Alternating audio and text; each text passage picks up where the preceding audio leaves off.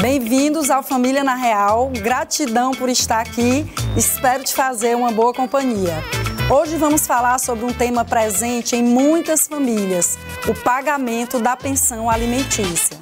O direito aos alimentos é uma questão que levanta muitas dúvidas na sociedade e, infelizmente, pode trazer diversos conflitos entre as partes envolvidas. É uma das maiores demandas nas varas de família por todo o Brasil e traz consigo uma série de desafios também para os profissionais que atuam nesses casos. Vamos discutir os mitos e verdades em torno da pensão alimentícia, sempre com o objetivo de trazer uma visão clara e acessível para você. Seja bem-vindo, seja bem-vinda ao Família na Real pela TV Cidade Verde.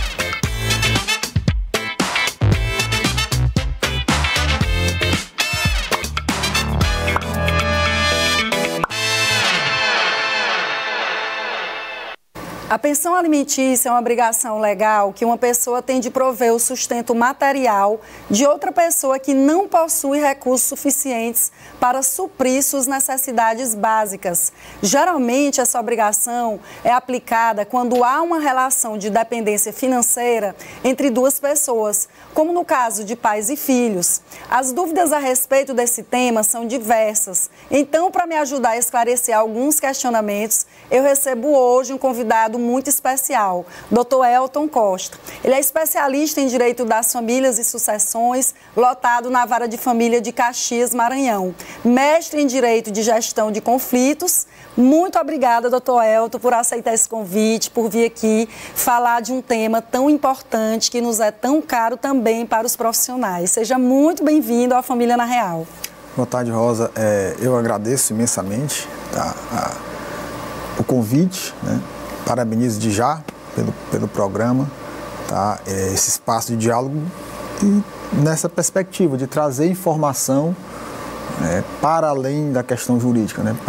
De uma forma acessível à população. Então, meus parabéns e mais uma vez muito obrigado pelo convite. Elton, a gente sabe que existem muitos mitos aí que envolvem o tema pensão alimentícia. E hoje a gente quer aí, vamos dizer assim, desvendar esses mitos e de uma vez por todas trazer as principais informações em relação a esse tema. E eu queria começar falando de quem tem direito a receber a pensão. Perfeito, Rosa.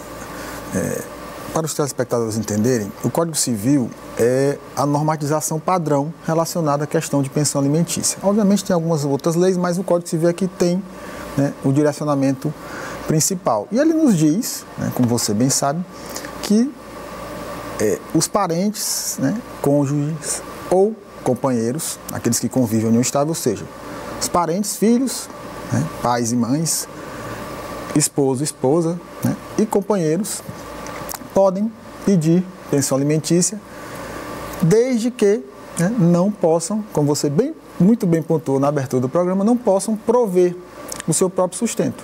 Então, em regra geral, pais, os filhos pedem para os pais, pelo princípio da reciprocidade, os pais podem lá na frente pedir os filhos, marido e mulher podem pedir entre si, companheiro e companheiras podem pedir entre si também. De uma forma tanto quanto excepcional, os irmãos podem ser compelidos a pedir, né, a pagar pensão para outros irmãos. E um caso também pouco utilizado, mas que existe a possibilidade, é a pensão, né, aos alimentos gravídicos, que são aquele pensionamento destinado a colaborar nas despesas da gestação. Tem todo um regramento próprio, mas também é uma demanda que já chega aos tribunais, né? E como você bem pontuou, Rosa, as ações de família envolvendo pensão alimentícia são, de fato, a maioria das ações que tramitam nas varas de família no Brasil. Inclusive, Elton, eu fiz um levantamento antes da gente iniciar o programa, na Defensoria Pública é infinitamente maior. Até porque a gente considera, principalmente, não só também a ação de alimentos, como as ações afins, revisão de pensão, execução de alimentos, cumprimento de sentença, tudo isso nós vamos falar hoje. É claro que as mais comuns, as mais pedidas que a gente vê são para criança e adolescente, que é até 18 anos de idade, também nós vamos conversar aqui, como para ex-cônjuge, ex-companheira, que em situações excepcionais eles têm direito a receber pensão, e também alimentos gravídicos, aquela mulher que se encontra grávida ali, desamparada, que tem todo um gasto, questões que demandam muitas despesas, exames, pré-natal, até às vezes demandas psicológicas, e ela se vê ali sem o cidadão e tendo que arcar com todos aqueles gastos. Então, sim, ela também pode pedir uma pensão que se chama alimentos gravídicos, e tem uma lei também que vai regulamentar. O nosso foco principal hoje vai ser criança e adolescente. E aí eu já queria trazer também um outro mito, Muitas pessoas acham que o valor percentual que o juiz vai sempre fixar ali é o mínimo, é 30%. Então, eu queria conversar um pouco sobre como o juiz calcula esse valor da pensão e se existe aí um percentual fixo. Perfeito, Rosa. Olha só, respondendo objetivamente a sua primeira pergunta. O julgador, e aí entenda como julgador, o juízo, a vara de família que vai processar e julgar essa ação de pensão alimentícia envolvendo criança ou adolescente, ele precisa analisar, sempre que ele vai discutir essa questão, o que nós chamamos de binômio necessidade e possibilidade. Então, ele pega de um lado a necessidade de quem está pedindo pensão alimentícia, então, para a gente tentar materializar, telespectadores, imaginemos a seguinte situação: o papai João, que hipoteticamente falando, tá, gente? Papai João e a mamãe Maria se divorciam e tem um filho Joãozinho. Então, normalmente, quando essa situação acontece, o filho Joãozinho vai residir com a mãe. E se esse pai João não ajuda no sustento do filho Joãozinho de forma espontânea, o sistema de justiça é acionado, na maioria das vezes pela Defensoria Pública, Quando a gente trata aqui da nossa região, nosso eixo Piauí-Maranhão, a renda das famílias, ou pelo menos de boa parte delas, gira em torno de 1, 2 salários mínimos. Então, é esse tipo de situação que acaba desembocando, na maioria das vezes, no Poder Judiciário. E tem como porta de entrada a Defensoria Pública. Então, esse papai João é acionado judicialmente para prover o sustento do filho Joãozinho. E o juízo, quando vai fazer a análise desse pedido, ele leva em consideração as necessidades do filho Joãozinho, ou seja, daquele que está pedindo a pensão. E aí aqui cabe um ponto interessante, o que eu costumo chamar de jurisprudência local, ou seja, aquela decisão padrão que todo juízo tem, padrão decisório inicial, quando ele vai fixar os alimentos. A lei de alimentos, meus queridos, nos diz em seu artigo 4º que sempre que o juiz vai despachar inicialmente, ele precisa fixar o que a gente chama de alimentos provisórios, que perdurarão durante todo o trâmite do processo ou até que tenha alguma alteração decidida pelo juiz no seu valor. Mas, enfim, o juiz precisa fazer isso. Como é que ele faz isso nesse momento inicial? Porque ele só tem as informações da necessidade. Raríssimas vezes, como por exemplo o caso de funcionário público, servidor público, as mães vão lá no portal da transparência, pegam as informações dos vencimentos do pai, do que está sendo demandado a pagar a pensão, e junta já inicialmente no processo. Isso já ajuda. Mas, de qualquer forma, essa decisão inicial ela é feita numa cognição sumária, que é a que a gente chama de, com poucos elementos para balizá-la, mas ela tem que ser decidida, ela tem que ser tomada. Então, o juiz analisa as necessidades e aí cabe um ponto importante. É preciso que essas necessidades elas venham minimamente comprovadas. Então, se lá está juntado que a criança estuda em escola X, que se junte a comprovação do pagamento daquela escola. Sim. Se a criança tem um plano de saúde, que se junte a comprovação do pagamento daquele plano. Se a criança faz alguma terapia, alguma atividade extracurricular, que se junte o comprovante. Ou seja, tudo aquilo que está sendo informado inicialmente já venha minimamente comprovado documentalmente. Para quê? Para que o juízo aumente, se municie de mais elementos para poder tomar essa decisão. Por quê? Porque quanto menos elementos, maiores as chances de se cair no que a gente chama de padrão decisório. Então o julgador, ele vai usar a regra da experiência. É óbvio que qualquer pessoa sabe mais ou menos quanto é que se gasta de alimentação para uma criança, quanto é que se gasta de uma escola para uma criança. Mas, se os elementos não vierem demonstrados já nessa inicial, a chance da decisão ser aquela: uma criança de necessidade Um pai, por exemplo, frentista de possibilidade, a decisão é mais ou menos padronizada. É assim que funciona. Porém, isso não quer dizer, tá? Aí já chegando na segunda parte da sua pergunta, que esse valor, meus queridos, é necessariamente 30% do salário mínimo, tá? Repetindo, o juiz vai analisar a necessidade de quem pede, possibilidade de quem vai pagar e, nesse primeiro momento, ele vai tentar ser o mais ponderado possível. Por quê? Porque nesse primeiro momento ele ainda não tem a real dimensão, a comprovação da possibilidade, da capacidade de pagamento desse pai. Então não adianta também ele fixar um valor exorbitante, porque quando esse pai for chamado ao processo, ele vai dizer, olha, adoraria contribuir com mais, mas aqui realmente eu só posso isso, e está aqui minha comprovação da minha renda. Rosa e queridos, eu costumo dizer que o binômio necessidade e possibilidade, eu faço essa brincadeira para facilitar o entendimento. Sim. A gente pode fazer analogia com a dupla sertaneja Bruno e Marrone, onde o Bruno, né, que canta, sim, é a necessidade, ou seja, é muita necessidade para pouca possibilidade, que é o Marrone. Então, quando a gente trata da nossa região, Nordeste, principalmente Piauí e Maranhão, a gente sempre vai esbarrar, infelizmente, em muita necessidade para pouca possibilidade. E o juiz precisa equalizar esse binômio, equalizar essa relação e achar a solução mais equânime, que contribua com o sustento dessa criança, desse filho Joãozinho no nosso exemplo, mas que possibilite que esse pai possa pagar. A gente tem que, a gente vê muito, Rosa, em rede social, e aí aquelas questões de marketing, engajamento, é outra história. O judiciário não pode entrar naquela de satanizar o pai, né? Sim. A gente vê alguns colegas dizendo, olha, o pai que se vire para pagar, ele tem que dar, entre aspas, os pulos. Mas quando a gente está falando de uma questão técnica, na hora de analisar esse binômio, o judiciário ele tem que realmente fazer uma análise sensata, balizada e, óbvio, a primazia é do melhor interesse dessa criança ou desse adolescente, quem vai receber essa pensão. Mas esse equilíbrio tem sempre que ser buscado.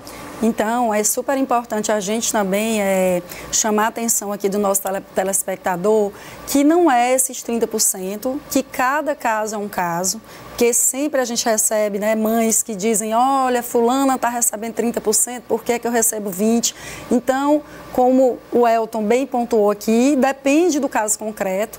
E o que é importante também, Elton, que eu vejo, muitos relacionamentos quando acabam, que fica ali o filho, né, entre aquele casal, algumas mães, elas fazem acordo de boca, como a gente se diz, com o pai. Elas não formalizam esse pagamento da pensão. Isso é muito complicado, porque no primeiro conflito vem aí o atraso da pensão, né? O pai ou a mãe que está pagando pensão, na primeira briga ele para de pagar. Então eu quero chamar a atenção aqui que também a gente só pode cobrar esse atrasado, e nós vamos chegar lá também para falar sobre isso, se houver uma decisão judicial, seja ela provisória, como aqui o Elton colocou, seja ela também ao final do processo a definitiva. Porque as mamães chegam, doutora Rosa, eu quero cobrar o retroativo. Só que não existe retroativo quando não há uma decisão judicial. É um princípio básico, né, dos alimentos que a gente estuda e, enfim, a gente se aprofunda no estudo dos alimentos. Então, sempre que você, mamãe, você, papai, ficar ali com a criança, formalize essa pensão, formalize a regulamentação da guarda, da convivência daquele que não está com a criança no seu lar de referência, para que evite possíveis conflitos. E a gente também queria conversar sobre essa base de cálculo.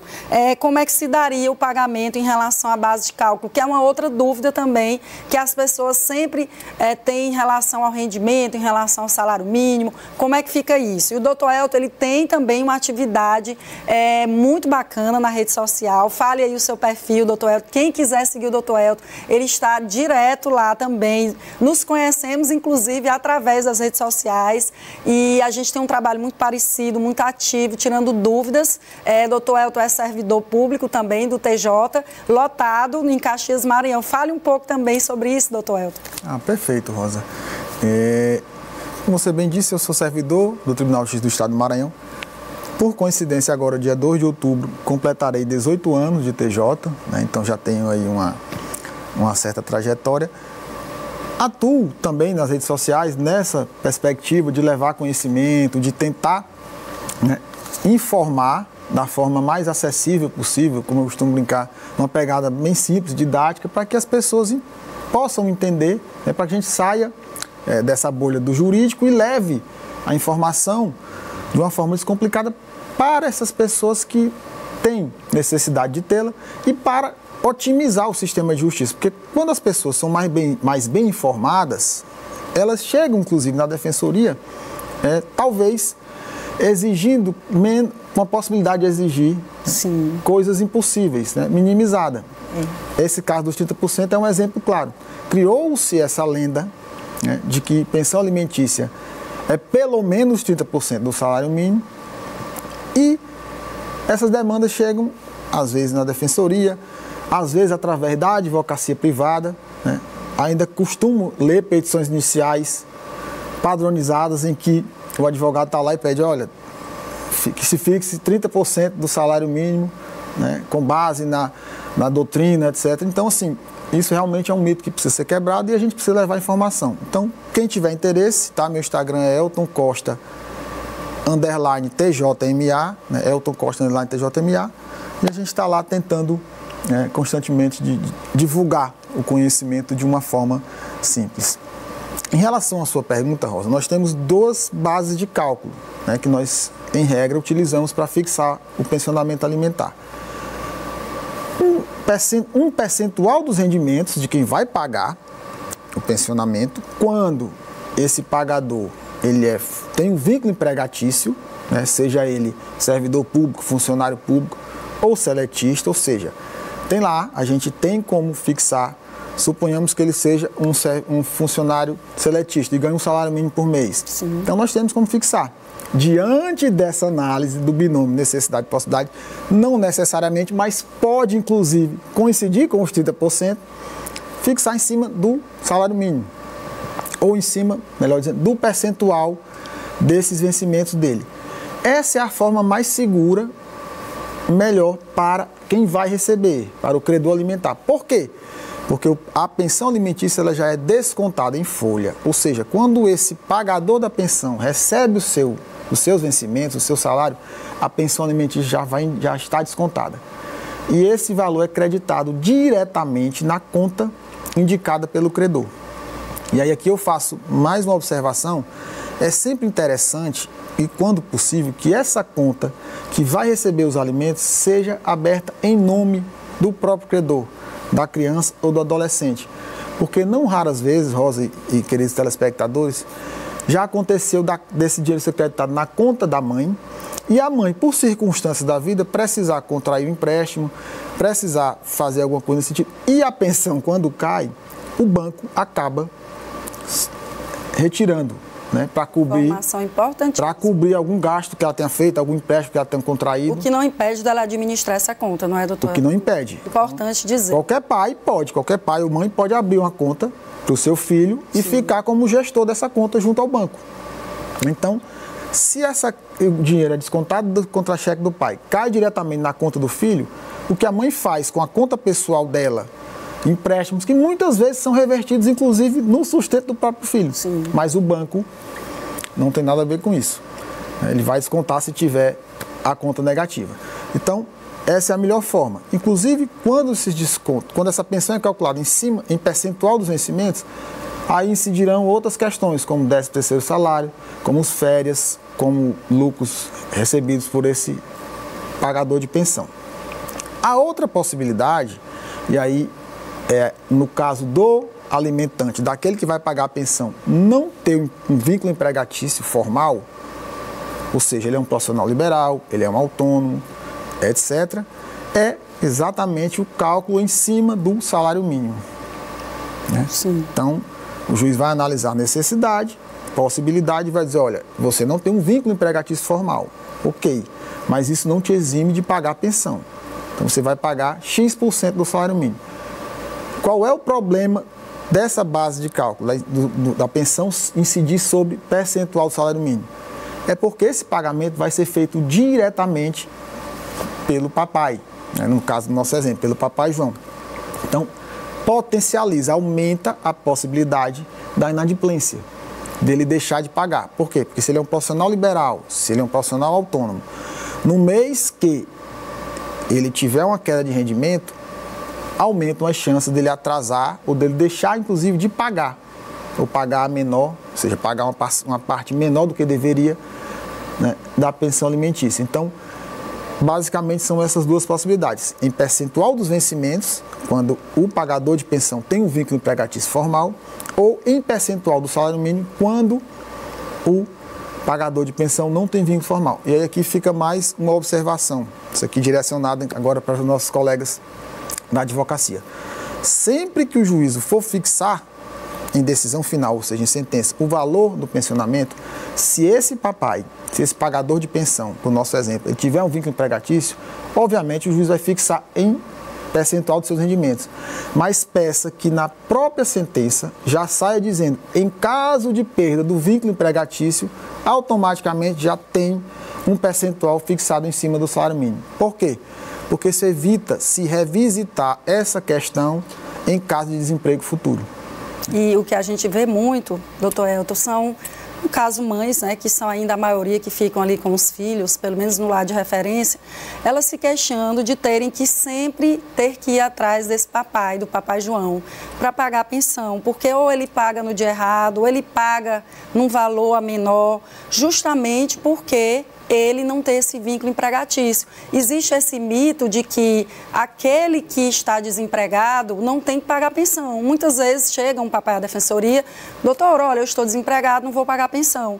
E não é isso, é um mito. Por quê? Porque colocou o filho no mundo, tem que dar um jeito de sustentar. Essa obrigação parental, ela é tanto do papai quanto da mamãe. Então, se esse papai, ele tem rendimentos, ou essa mamãe que paga pensão, se ele é servidor, como o doutor Elton falou, tem que ser, inclusive, os profissionais, eu vejo aqueles profissionais que não são especialistas na área, eles vão fazer ali uma audiência e eles falam 30% do salário mínimo a ser descontado nos rendimentos. Se a pessoa tem rendimentos, o próprio Código de Processo Civil, nossa legislação, ele diz lá que tem que ser oficiada a empresa para que a empresa faça esse desconto e a mãe, aquele que vai receber a pensão para administrar em benefício do seu filho, dos seus filhos, ela possa, né, administrar e receber na data correta, porque ela tem conta para pagar, ela tem dia certo para pagar. No caso dos alimentos provisórios, inclusive, por que o juiz arbitra no início do processo? Para que aquela criança ela não fique desamparada até o final do processo e possa ali receber. Então, se o papai tem rendimentos, essa criança ela tem esse direito a receber quando ele receber 13º, férias. E aí a gente entra numa outra questão, doutor Elton. Esse pagamento da pensão, ele é feito somente em dinheiro? Ele pode ser feito de outra forma? Ele pode ser feito de uma forma híbrida, vamos dizer assim, de uma forma mista? Que é uma dúvida também recorrente da população e da sociedade. Perfeito, Rosa. A pensão alimentícia, uma vez fixado, uma vez arbitrado o valor, ela tem 2 ou 3 formas, por assim dizer, de se materializar, ou seja, de que esse pagamento seja concretizado. A primeira e a mais comum, inclusive a mais satisfatória para o credor, para quem vai receber, é em pecúnia, ou seja, em dinheiro. É o dinheiro caindo na conta. Por quê? Porque, lembrando, estou sempre exemplificando, levando em consideração a maioria dos casos, né? Criança morando com a mamãe e o papai pagando pensão. Se essa mãe é quem administra os gastos dessa criança, quem melhor conhece os gastos dessa criança, é mais interessante que esse pagamento seja feito em dinheiro, para que ela possa administrar, para que ela possa pagar as contas, ela que sabe o dia que vence o boleto da escola, ela que sabe o dia que vence o boleto do plano de saúde, ela que sabe o supermercado que ela vai, ou que seja lá o comércio do bairro, né? Mas enfim, ela que vai fazer a administração desse dinheiro. Mas também é possível que esse pagamento seja feito em natura, ou seja, através, por exemplo, de serviços. Tá? Ou seja, aquele pai pode ficar obrigado a pagar a escola do filho, ou o plano de saúde do filho, ou a escola e o plano, quando a renda permite. A gente tem sempre que lembrar que no mundo ideal, pai e mãe teriam as condições mínimas de prover todas as necessidades dos seus filhos, né, da forma mais tranquila. mas a gente não vive no mundo ideal, a gente vive no mundo real. Então, como eu falei lá atrás, em regra, é sempre muita necessidade para pouca possibilidade. Sim. Então, a gente vai ter que achar esse equilíbrio. Mas é possível, inclusive, como você bem falou, de uma forma híbrida, que essa pensão seja paga parte em dinheiro e parte em natura, ou, por exemplo, parte em serviço. Então, esse pai pode ficar obrigado, por exemplo, a pagar uma quantia X em dinheiro e a mensalidade escolar do filho. Que é comum, material escolar. Material escolar no final do ano. Início ali do... No início de cada ano letivo, etc. Né? Então, sim, é possível, em regra, essas três possibilidades. Somente em dinheiro, somente em serviço. Por que essa parte de somente em serviço, in natura, não é a mais recomendada? Porque, por exemplo, não adianta o pai...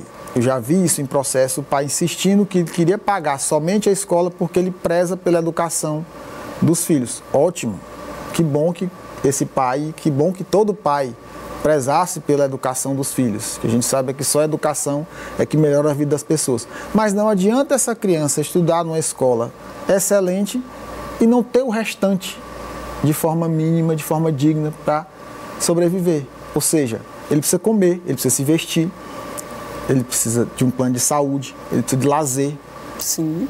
E aqui a gente chama a atenção porque algumas pessoas acham que pensão alimentícia se refere apenas a alimentos. Existem pessoas realmente que ainda têm esse equívoco, mas a pensão alimentícia, segundo a nossa Constituição Federal, ela engloba tudo, ela engloba as necessidades básicas da criança, que é lazer, que é educação, que é saúde. E hoje existem uma série de necessidades que você pode incluir, deve incluir o profissional, por exemplo, ao entrar com a ação. A gente recomenda sempre que a pessoa que quer regularizar a pensão do seu filho, ela procure um profissional, advogado ou defensoria pública, para que ela possa propor uma ação de alimentos.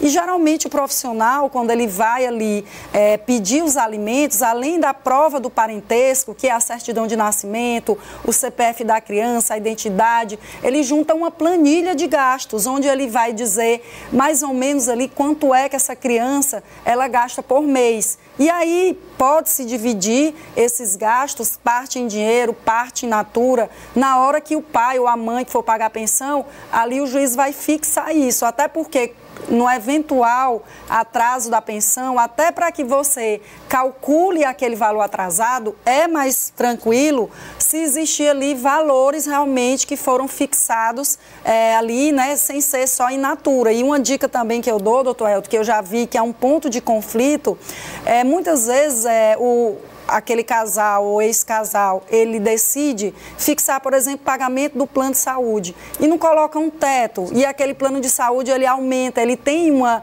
revisão anual, a gente vê, e aí ele diz, doutor, eu comecei a pagar o plano de saúde, era R$500, agora está 1.000, eu não tenho como pagar. Então o ideal é que fique tudo absolutamente claro, aquele acordo diga, olha, eu posso pagar um plano de saúde até R$600, eu vou pagar metade da escola, mas qual é a escola? Qual é a mensalidade da escola?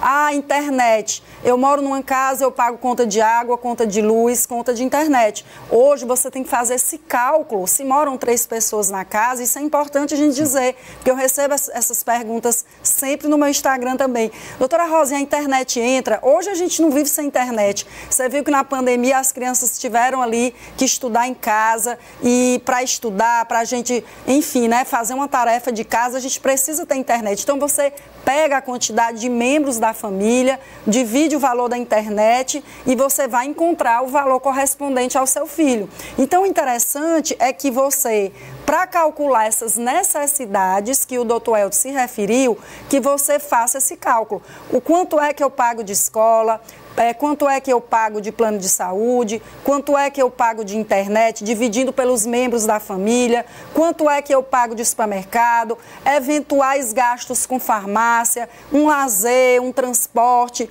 tem que ser colocado tudo.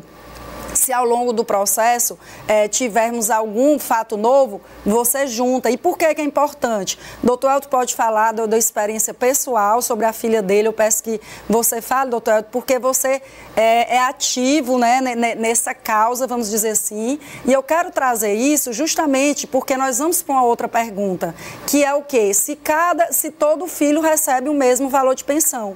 E aí a gente também tem esse mito que envolve os alimentos. Doutora, fulano de tal recebe 20%, por que meu filho está recebendo 15%? Então, a gente já trouxe aqui, já ilustrou a questão da necessidade. Cada caso é um caso. Doutor Elton vai poder ilustrar com a situação da filha dele, que cada caso é um caso. Por favor, doutor Elton, a gente responde essa pergunta e o senhor já compartilha com a gente a situação da sua filha amada e linda, que está sempre lá nas redes sociais também. Perfeito, Rosa. Olha só, existe, isso também é um mito, né, de que os irmãos têm que receber o pensionamento no mesmo valor. Sim. Durante muito tempo, isso aí precisa de fazer esse recorte rapidinho, que existe um princípio constitucional, né, que garante a igualdade entre os filhos, entre os irmãos. Ou seja, não pode haver tratamento diferenciado entre irmãos independente da origem. Então imaginemos que esse mesmo papai Joãozinho, no nosso exemplo, papai João, ele tem esse filho Joãozinho, mas ele também tem um filho José. Não com Maria, mas com outra pessoa. Então, Joãozinho e José são filhos, e Josézinho são filhos de José. Todavia, imaginemos que esse filho, Zezinho, tá, ele seja uma criança autista. E aí já vou, né, aproveitando o gancho que você falou da minha filhota. Para quem não sabe, eu tenho uma filha, tá, inserida no espectro, uma filha autista com 11 aninhos de idade. Então, o juiz, até um tempo atrás, quando o papai João era demandado pelo filho Joãozinho para pagar a pensão, ele poderia vir dizer, olha, eu não posso pagar, vamos supor, 30% que você está me pedindo, porque eu já pago 20% para o filho Zezinho. E essa discussão foi crescendo, até que chegou ao STJ. E aí, em uma decisão paradigma de 2018, a ministra Nancy nos trouxe com brilhantismo a possibilidade de se relativizar esse princípio da igualdade entre os irmãos. Ela disse que o fato de se fixarem valores diferentes para irmãos não fere o princípio, apenas relativiza. Por quê? Porque as necessidades dos filhos são diferentes.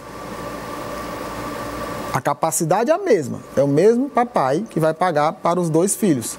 Todavia, como nós falamos lá no começo, a pensão alimentícia ela é fixada balizando necessidade e possibilidade. Então, se um dos filhos, se um dos irmãos tem uma necessidade diferenciada, ou seja, uma necessidade maior, por circunstância de um transtorno, de uma doença crônica, de uma comorbidade, enfim, que demande mais gastos do que o seu irmão, que, no nosso exemplo, graças a Deus, não tem nenhum problema de saúde, nada mais razoável, e isso já acontece na prática, que esse filho que tem necessidades superiores ao outro filho receba uma pensão alimentícia maior, sem que isso, sobremaneira, venha macular o princípio da igualdade entre os irmãos. Então, sempre analisar o caso concreto, sempre analisar a possibilidade daquele que vai pagar, porque os rendimentos são diferentes, as pessoas também têm possibilidades diferentes.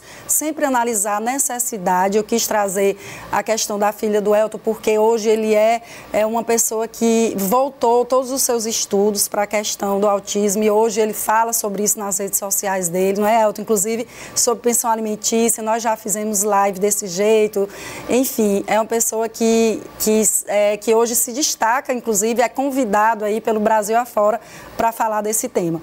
E é sempre importante a gente fazer essa análise de cada caso para que essa pensão seja justa, porque não faz sentido aquele filho, por exemplo, que tem uma intolerância à lactose, que toma um leite de R$60, né, ele receber uma pensão igual àquele que recebe, que não tem essa intolerância e custa R$20. Então, tudo isso tem que ser analisado pelo juiz. Nós vamos dar um intervalo. intervalo, a gente volta já já. Lembrando que se você tem alguma dúvida, quer ver algum tema dentro do direito de família aqui no programa, entre em contato com a gente pelo número 998660001. A gente aguarda a sua participação. Fica aí que eu volto já já.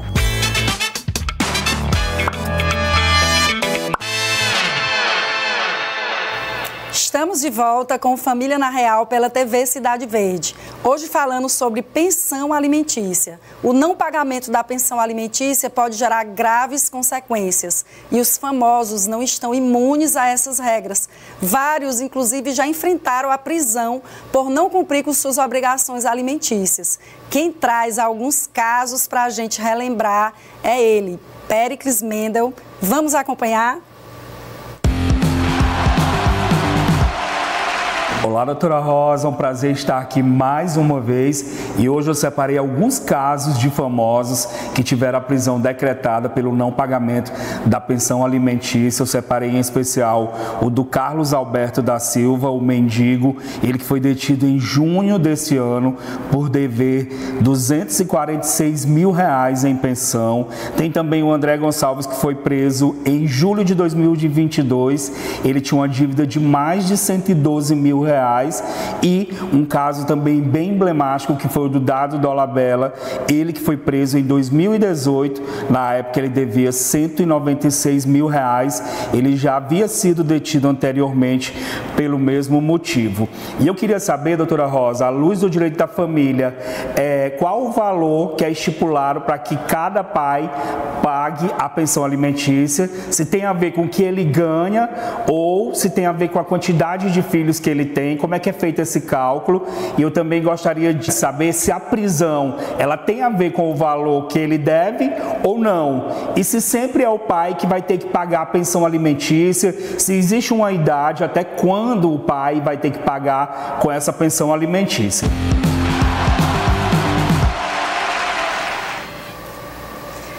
Vamos tirar todas essas dúvidas aí, doutor Elton, que são recorrentes na sociedade. Falar um pouco do atraso de pensão, falar um pouco sobre a pergunta dele se a prisão assim, é automática, está devendo pensão, já vai preso. Então eu lhe pergunto, o que acontece com o devedor de pensão, que é muito comum? Inclusive, na pandemia, que nós tivemos aí um impacto na economia, nós tivemos aí grandes problemas de desemprego, talvez tenha sido a ação que mais nós propusemos na Defensoria, foi a ação para cobrar pensão atrasada, bem como revisão de pensão, que é aquela que você tenta alterar o valor inicial da pensão, que nós também vamos tirar a dúvida aqui.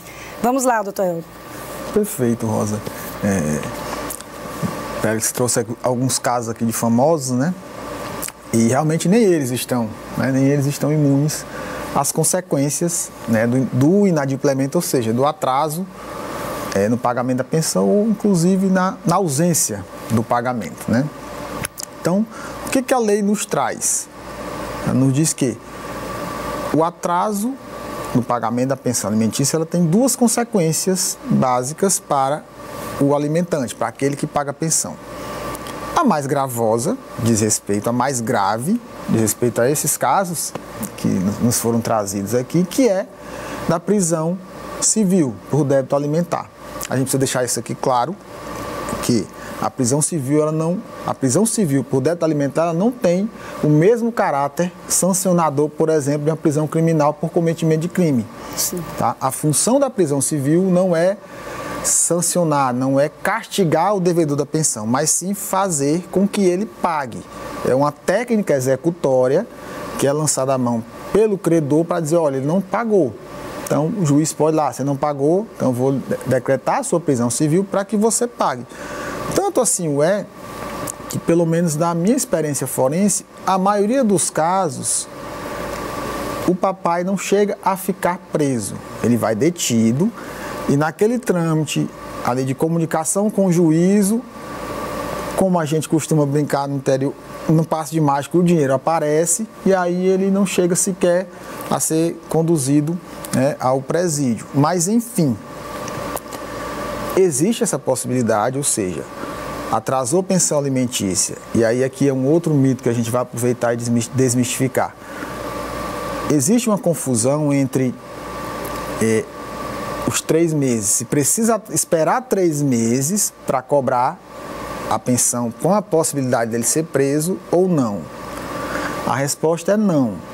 O atraso de um dia no pagamento da pensão ela já enseja no manejo, ou seja, que a máquina judiciária seja movimentada para compelir esse devedor a adimplir, a pagar o seu débito.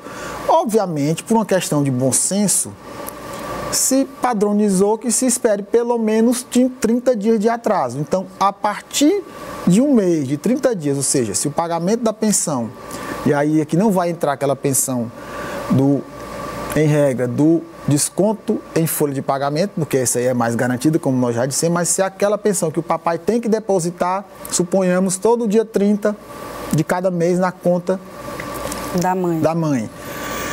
Então, no dia 30 de setembro, ele não depositou.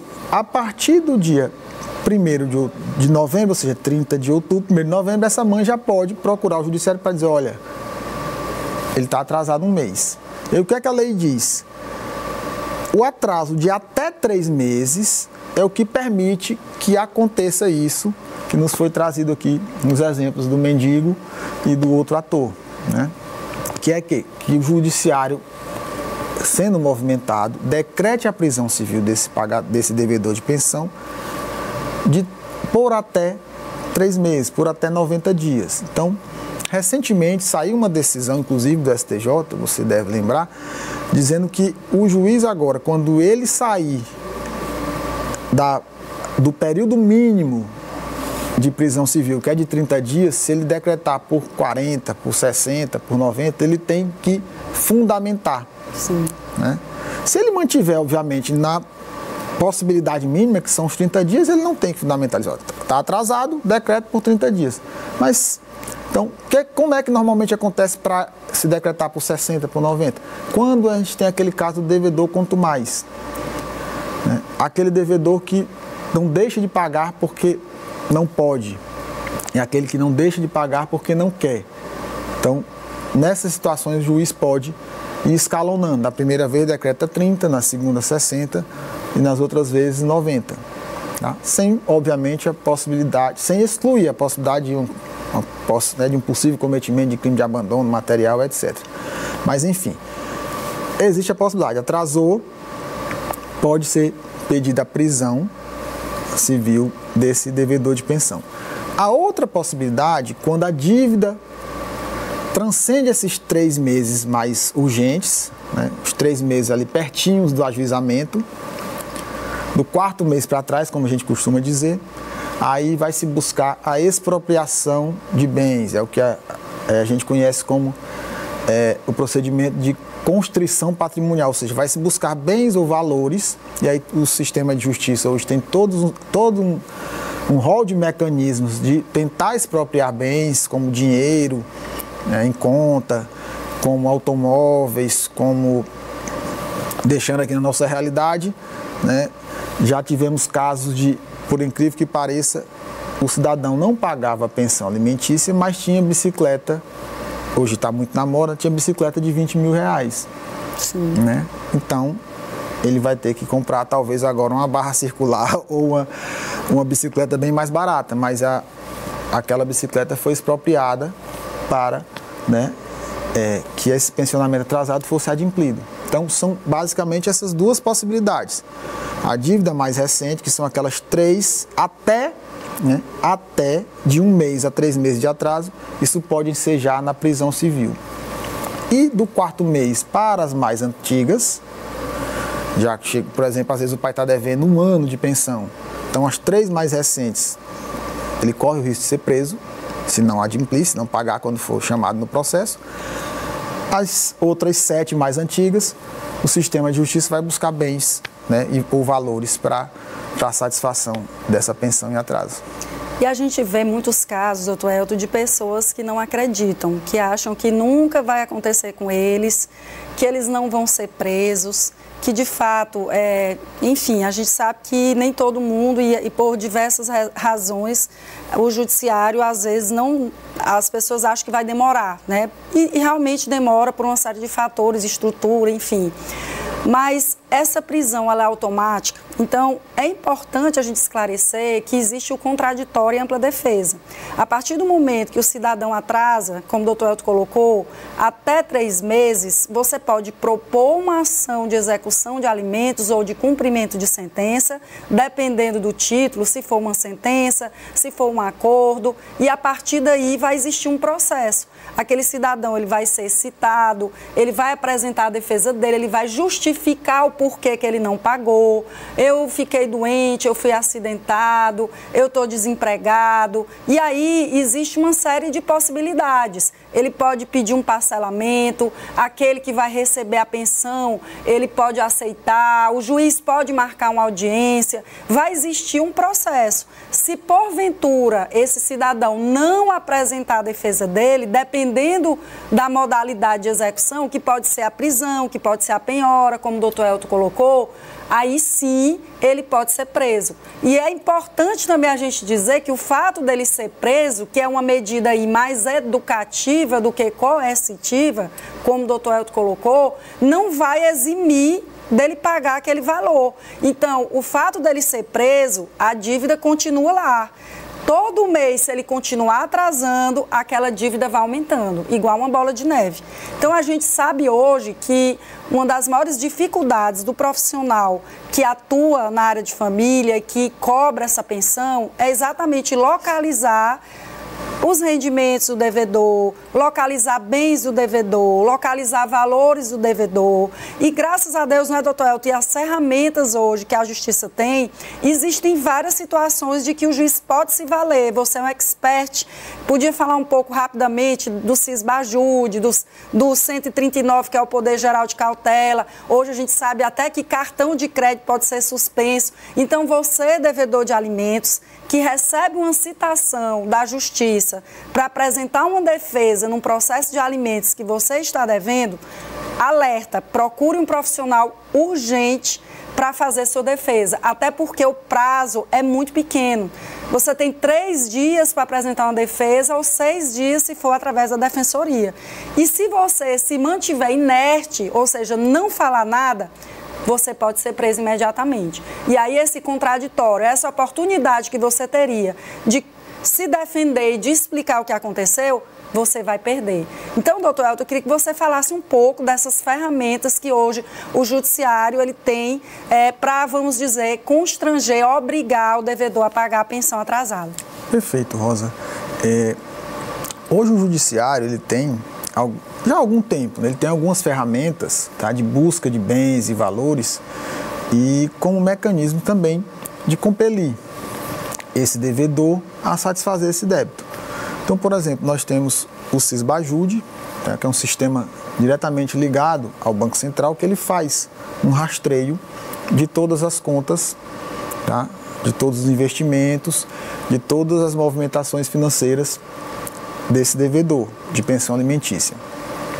Nós temos um sistema um pouco mais gravoso, isso aí a jurisprudência já definiu no sentido de que precisa-se tentar todas as medidas, né, ele ser intimado, ser compelido de outras formas a adimplência e débito, que é o afastamento do sigilo bancário.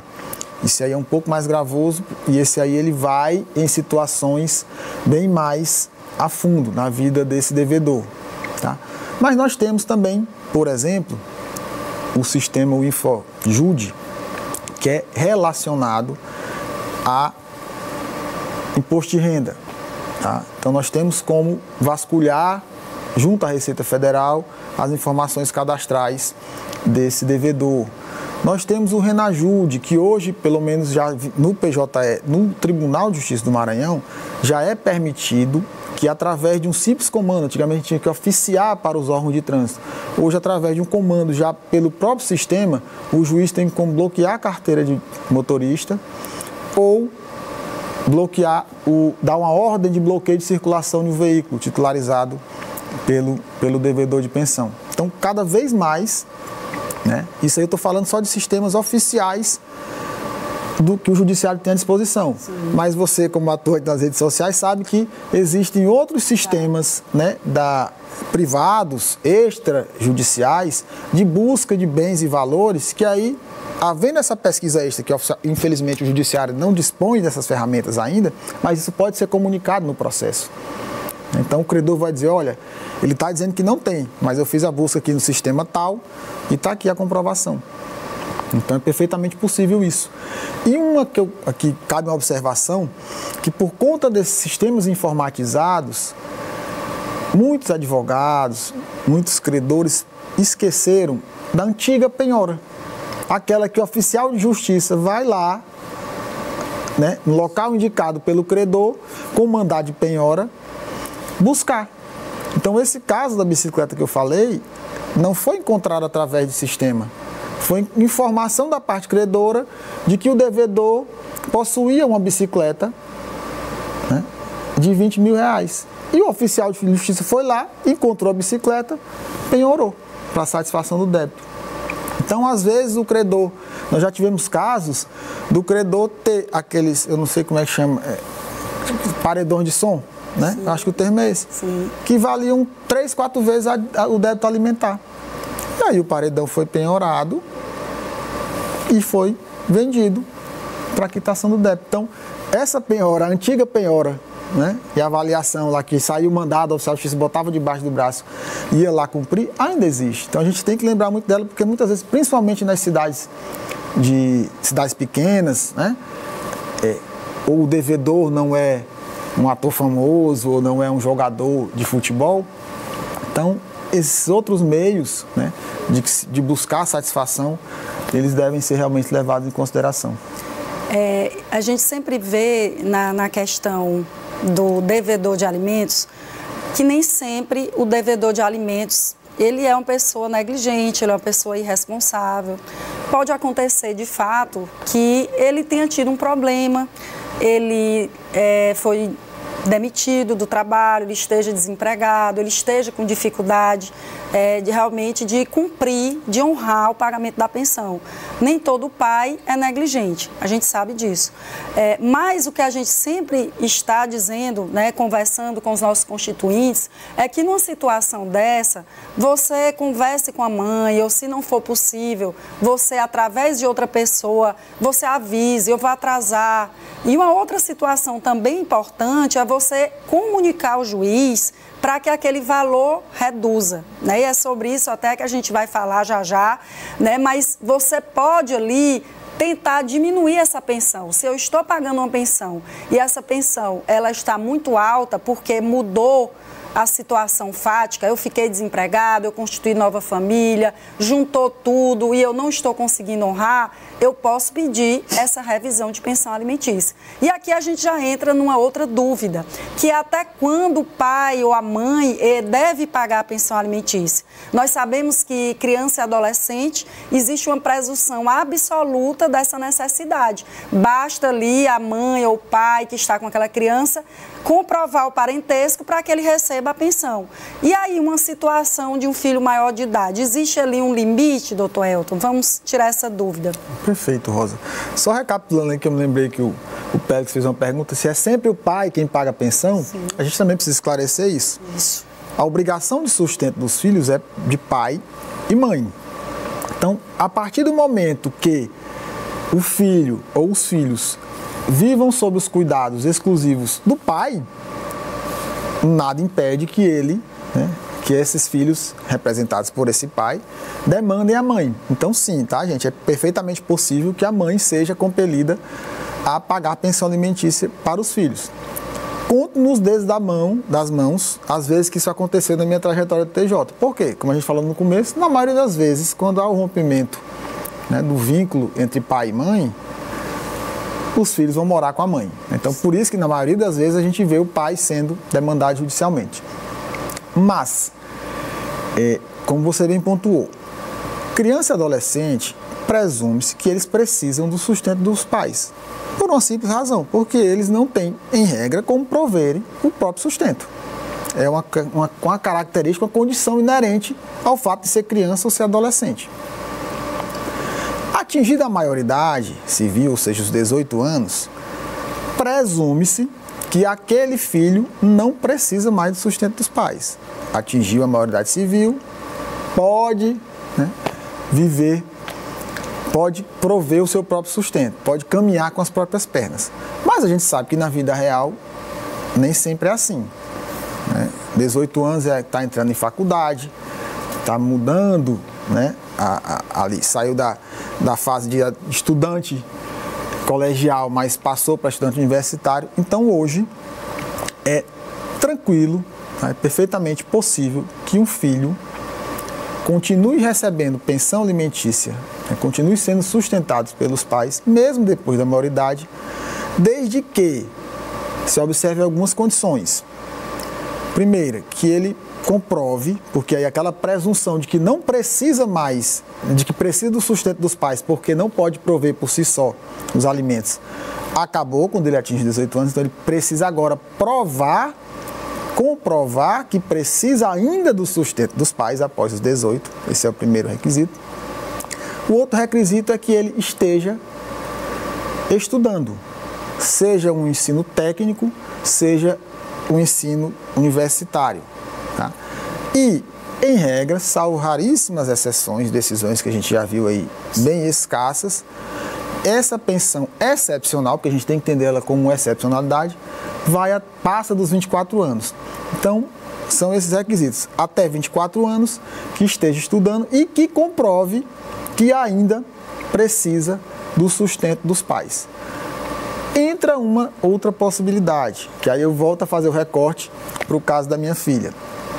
Se esse filho, após os 18 anos, após os 24, após os 30, continua sem condições, por alguma deficiência, por alguma situação de incapacidade de prover o seu próprio sustento, a obrigação desses pais de sustentá-lo vai persistir por toda a vida ou enquanto durar essa incapacidade.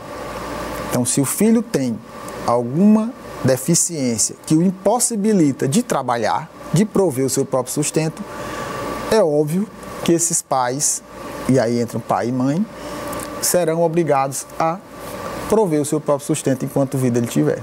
E aqui eu queria destacar duas questões importantes, é que você, papai ou mamãe, que paga pensão e deseja fazer uma revisão para aumentar ou para diminuir, isso não é de forma automática. Seu filho faz 18 anos, você para de pagar a pensão. Então, é importante, doutor Elton, a gente sempre esclarecer que a pensão ela só pode ser alterada através de uma nova decisão judicial. Você precisa procurar a defensoria, o advogado, para entrar com a ação chamada ação de revisão de pensão. E é uma construção jurisprudencial, ou seja, se esse adolescente ele tem mais de 18 anos e ele está cursando o primeiro curso técnico ou o primeiro curso superior, ele vai ter direito a continuar recebendo essa pensão. Inclusive, as sentenças, elas até colocam o termo final. Muitas vezes o pai, ele procura ali para exonerar a pensão, que eu tive um caso essa semana, onde ele diz, olha, eu quero parar de pagar a pensão porque meu filho é maior de idade, ele tem toda a condição de trabalhar e de se sustentar. Ele vem, junta uma declaração da faculdade, onde ele está cursando regularmente um curso superior. Então, o que o juiz faz? Ele revisa, ele pode diminuir o valor ali, colocando que até o ano de 2027, onde ele acaba, ele conclui a faculdade, aquele pai vai continuar pagando a pensão. Então, sempre procure um profissional para que possa lhe ajudar a esclarecer em relação à revisão de pensão. Fica aí que a gente volta já já, vamos ter um pequeno intervalo e espero você para o nosso bate-papo.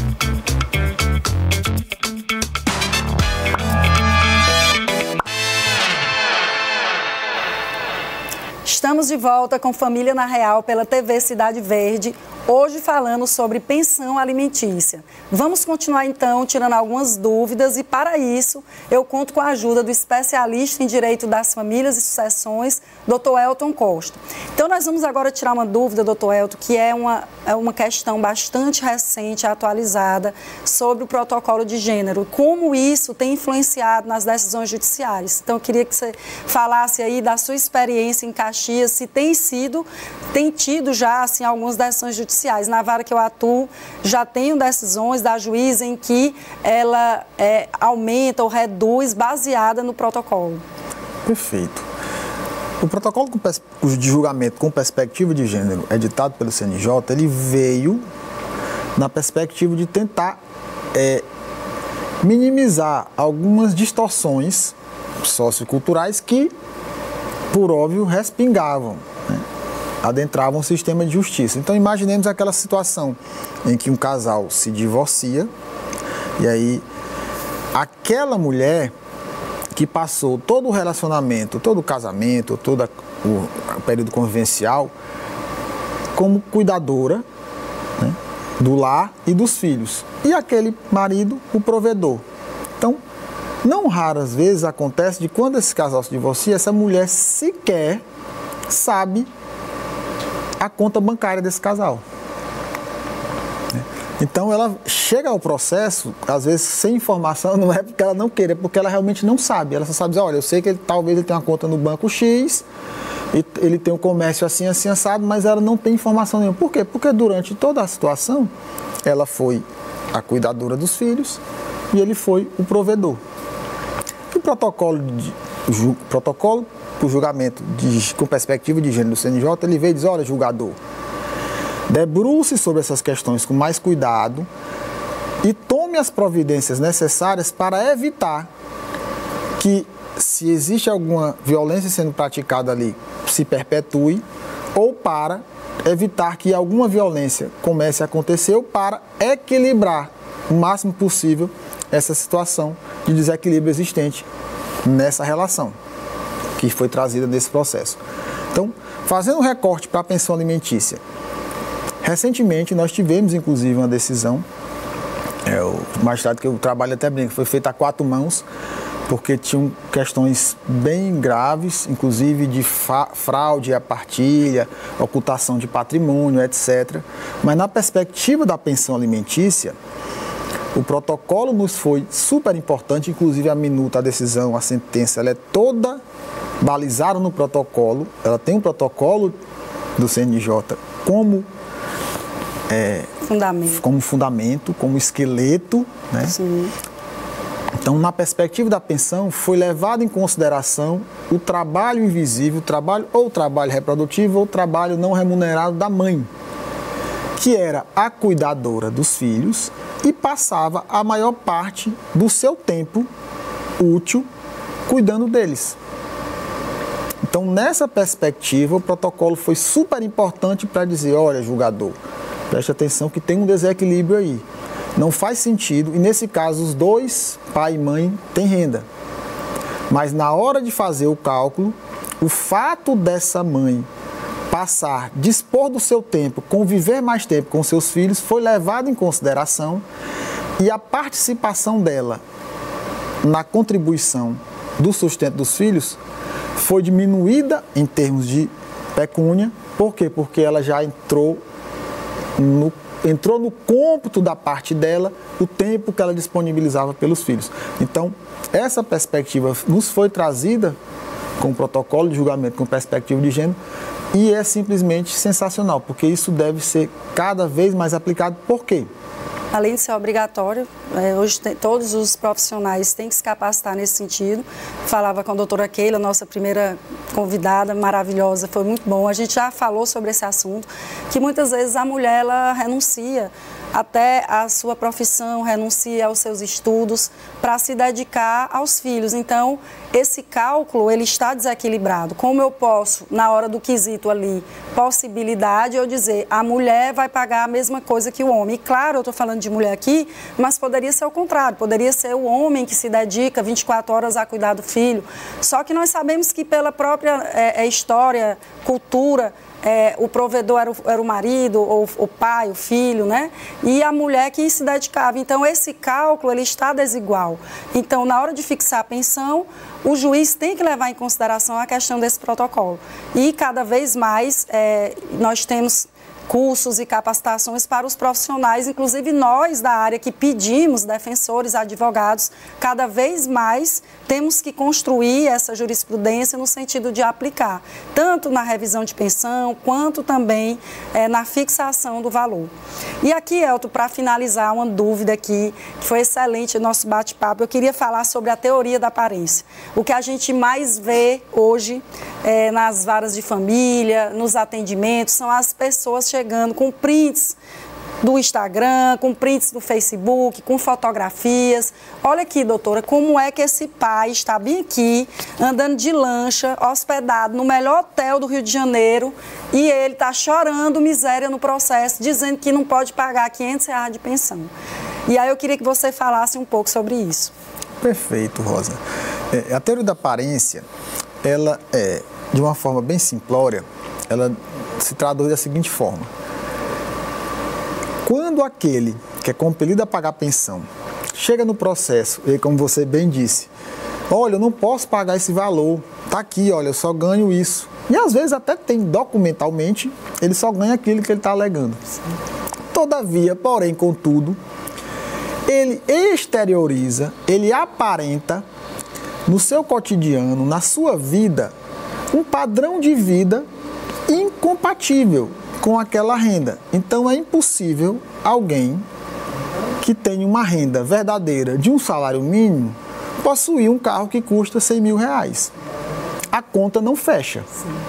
Então, ele nos diz uma coisa no processo, mas ele exterioriza, teoria da aparência, uma condição totalmente discrepante, que nos leva, quando eu digo julgador, sistema de justiça, a entender, a vislumbrar que ele tem uma renda bem maior do que aquela que ele declara no processo. Então, hoje já existem mecanismos de se buscar. A forma mais eficiente ainda são as redes sociais, por incrível que pareça. Hoje eu estava vendo uma postagem, uma colega dizendo assim, porque saiu recentemente uma notícia que o TJ do Piauí majorou, aumentou o valor dos alimentos, né, devidos, a pensão alimentícia devida, com base na teoria da aparência. O devedor ostentava sinais de riqueza superiores ao que ele comprovou no processo. Então, o tribunal foi lá e aumentou o valor da pensão. E eu vi uma colega dizendo, agora os pais vão parar de postar. Fiquem tranquilos, meus queridos, que não vão. Pela teoria da escassez, quando a coisa é pouca e é muito desejada, quando você tem, é natural que você queira mostrar para todo mundo. Então, fiquem tranquilos, esses pais, e aí a gente tem que fazer aquele recorte, nem todo pai é mal pagador porque quer, nem todo pai é negligente, né? Alguns realmente não podem, mas se nós estamos falando da teoria da aparência, nós estamos falando daquele pagador de pensão, e aí volta o recorte, a gente está falando do pai, porque é a maioria dos casos, é daquele pai que no processo, em termos bem claros, chora miséria e na vida real tem um padrão elevado. Então, nesses casos, a teoria da aparência é aplicada, está sendo cada vez mais aplicada e eu não consigo imaginar a possibilidade dela deixar de ser aplicada. Né? Então, a tendência é que isso se firme, que seja uma coisa pacificada nos tribunais e que bom, né? Que bom. Não que os pais parem de postar, seja feliz, você conseguiu alcançar alguma coisa, poste, mas que você transforme essa ostentação em capacidade contributiva de fato, para melhorar a qualidade de vida do seu filho, não só a sua. Elton, eu queria lhe agradecer imensamente. A nossa conversa foi extremamente valiosa para a população. É um tema importantíssimo, é um tema, como nós dissemos aqui, que é o carro-chefe das varas de família, porque a pensão alimentícia ou ela é pedida em ação autônoma, ou ela é pedida dentro de um processo de divórcio, ou ela é pedida numa ação de guarda acumulada com alimentos. Então, a gente vê muitas mães, muitos pais sofrendo também por causa desse tema, e esse momento foi importantíssimo. Eu agradeço a oportunidade de estar aqui na TV Cidade Verde, podendo passar isso de uma forma tão leve para a nossa população e para a nossa sociedade. E eu queria que você novamente dissesse aí onde é que as pessoas podem falar com você, e seja muito bem-vindo, e nós vamos voltar aqui com outros temas. Perfeito, Rosa. Eu queria agradecer, primeiro parabenizar você e toda a equipe aqui da Cidade Verde pelo cenário, tá lindo o programa maravilhoso. Então, parabéns, um espaço necessário para o diálogo de uma forma simples, didática, que tanto o jurista quanto o cidadão possam entender. Mais uma vez, parabéns, agradeço demais o convite e vai ser sempre a satisfação dialogar com vocês. Muito obrigado. Finalizamos mais um Família na Real. Obrigada pela sua escuta, paciência e lembre-se, no coração de cada família existe uma história a ser contada. Cuide bem das suas relações. Até a próxima.